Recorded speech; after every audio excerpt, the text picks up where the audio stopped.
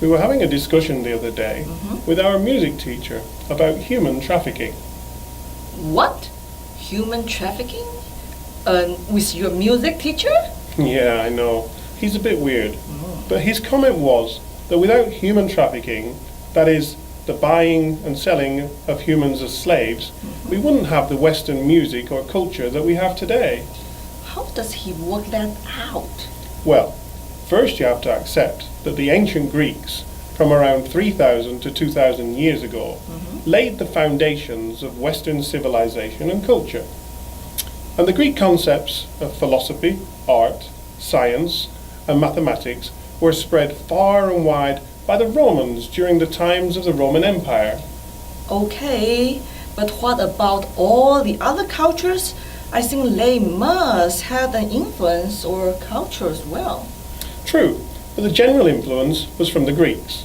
And according to my music teacher, the Greeks could only develop their culture because they owned slaves to do all the hard work.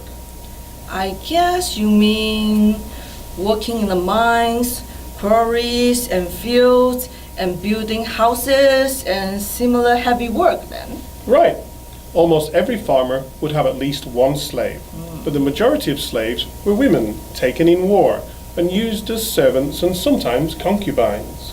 Whoa, that must have been pretty bad to be taken during a war when I guess your family was killed then. I'm sure it was, but it gave the Greeks time to develop their culture.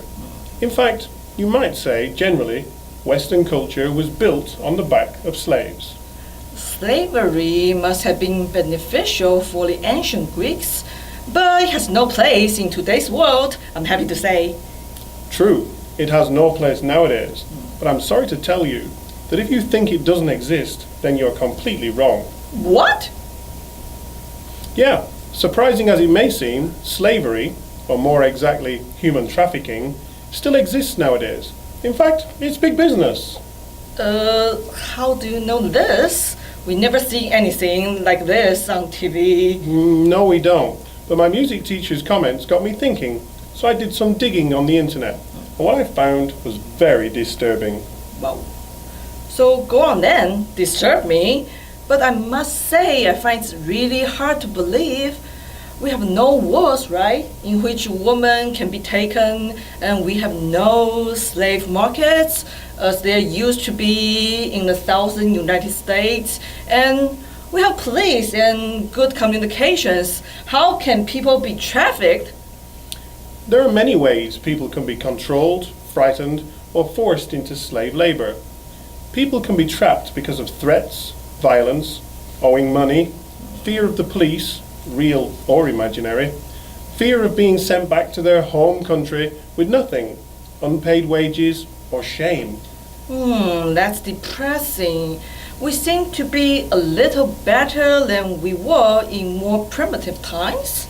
My music teacher seemed to think that all the slavery and human trafficking was worth it, though, because of all the cultural benefits we have nowadays. Oh, I wonder if he would like to be a slave working, well, if in forced labor for no wages? He probably would. I told you, he was weird. Hi, now we got two questions to ask you based on the conversation between Alex and Mavis. So here is the first question. According to Alex's music teacher, what jobs, right, did the slaves do in the Greeks' time? Okay. And once you've thought about that and put your ideas down on paper, have a think about what maybe the slaves are doing today. Is it something different or is it the same? Where do you think slavery currently takes place?